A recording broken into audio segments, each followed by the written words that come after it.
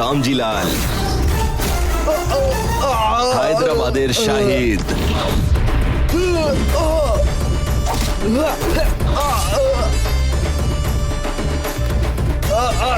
নাসিকের পাঠান,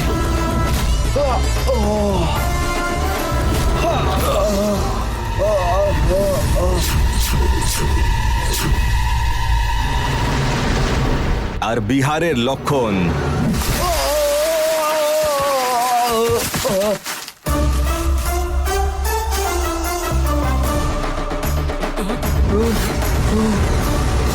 এরা সব আমার আদেশ ছাড়া কেউ নিজের পা আগে বাড়াতে পারে না, আর যে পা বাড়ায় কুনাল তার কাজের 12টা বাজিয়ে দেয়।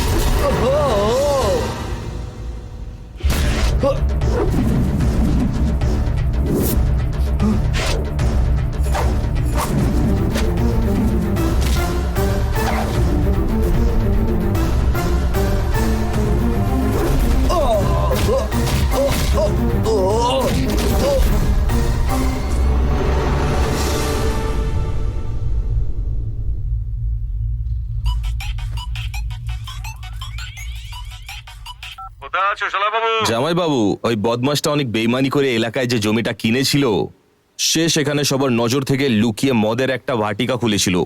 আজ আমি ওটারই উদ্ঘাটন সমারোহে এসেছিলাম। ফিতা কাটার আওয়াজ শুনবে?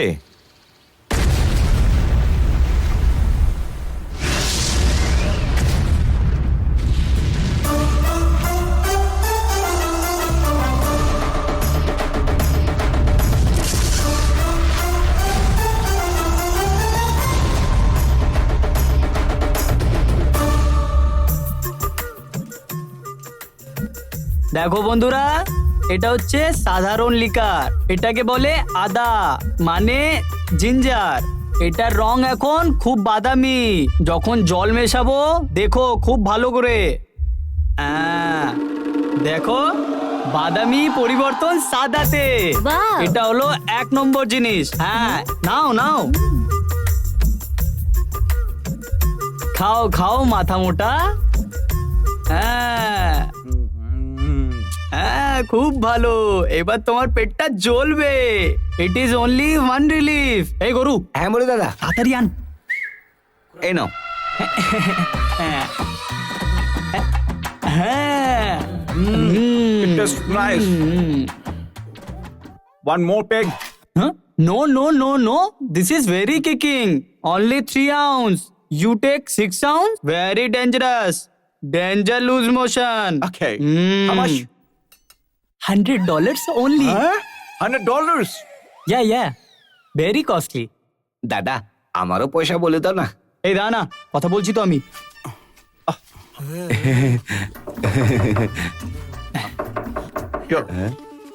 এই যা দেখ। হ্যাঁ দেখছি। Take it. আমাদের কুনাল আছে, খুলে দে না। এসো ভাই। Okay, Mandia. ওকে, টাটা। Bye bye. দাদা, আমার পয়সা নিয়েছিলে? কি রে সালা, ছেলেদের নিয়ে কি সিনেমা করছিলিস নাকি? হ্যাঁ, চল খুলবে। আরে ছাড় না ভাই, ওরা তো একটু মাথা মোটা। চল শুরু করি আমরা। হ্যাঁ, বছরে একবার তো ঠাকুরের দেখা পাওয়া যায়, আর আমরা তো সারা বছরেই ঠাকুরের পাশে থাকি। ওই আজ একটু সিগারেট বাইরে বের কর না। সিগারেট? বার কর না, আজ একটু সিগারেট নিয়ে আনন্দ করি। আরে ছাড় না ভাই। আরে তুই নিয়ে আয় না বাইরে, আমাকে চিনিস তো তুই, নেশাও আমার সামনে নেশা ভুলে যায়। ঠিক আছে, আরে দাঁড়া না, প্রথমে সিগারেট তো আনতে দে। এই নে, আজকে সবার মাথায় নেশা চড়েছে, এখন আমি কি করতে পারি? নিজেই নামাবে। এই হ্যাঁ মালিক। আরে প্যাকেটগুলো আর একটু বড় বড় বানা। কি ব্যাপার এই সময় এখানে? একটা জিনিস দিতে এসেছিলাম। আচ্ছা।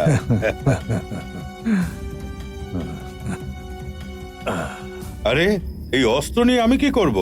আরে বাবা, এখনো তুমি এই অস্ত্র নিয়ে খেলা করছো?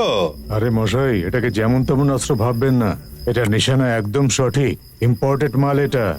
এটাকে আপনার সুরক্ষার জন্য নয়, আমার তরফ থেকে পুরস্কার ভেবে রেখে দিন।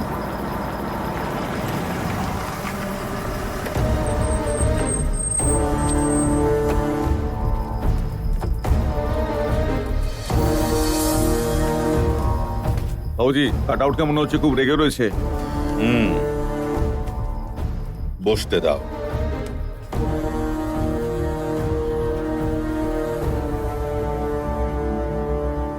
একটা কথা শুনে নাও ভাই, তোমার ছেলে যা কিছু করেছে ওগুলো একদম ঠিক করেনি। তোমার আর আমার রাস্তা আলাদা, তুমি আমার রাস্তায় আসবে না। কে কার রাস্তার মাঝখানে আসছে ভাই? তোমার কাজ তো মানুষের ভালো করা, এই জন্যই তো লোকেরা তোমাকে জিতিয়েছে। তোমার কথা, তোমার লোকেরা আমাকে ভোট দিয়েছে, এই কথাটা আমি মানি, কিন্তু এই চেয়ারের জন্য আমি কত কিছু করেছি এই কথা তুমি খুব ভালো করে জানো। নিজেকে এই জায়গা আনার জন্য আমি কত টাকা ধার করেছি সেটাও তুমি খুব ভালো করেই জানো। আমার সব কাজে তোমার ছেলে এসে ঝামেলা করে, এটাও তুমি অস্বীকার করতে পারো না। কি হলো? এই সব কথার উত্তর তোমাকেই দিতে হবে। জামাই, ঠান্ডা মাথায় কথা বলো।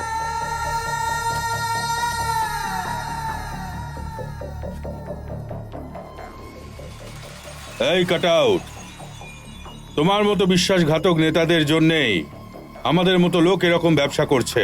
যদি আমি এই ব্যবসা না করতাম তাহলে তুমি আর পুলিশেরা বাড়িতে বসে থাকতে।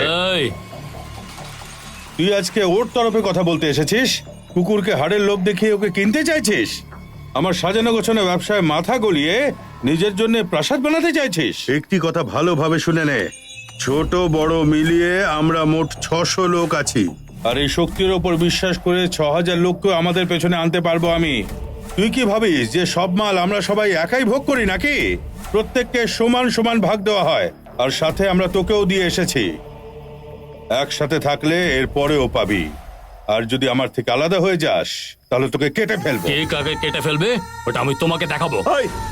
আঙুল তুলে কথা বলছিস? আঙুল কেটে ফেলে দেবো।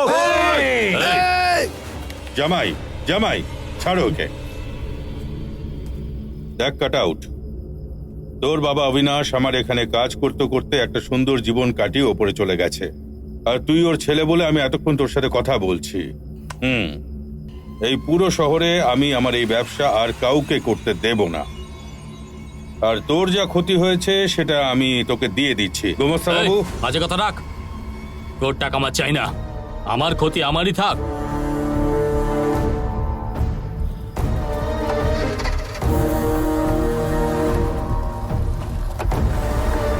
কি ব্যাপার দাদা, পুরনো লোকের মধ্যে নতুন জোর দেখা যাচ্ছে, একটা ব্যবস্থা করে দিই।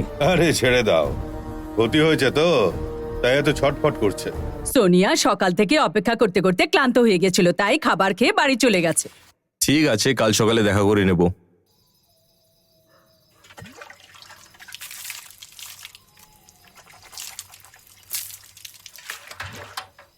খাবার তো খেলি না, এটা একটু খেয়ে নে নে।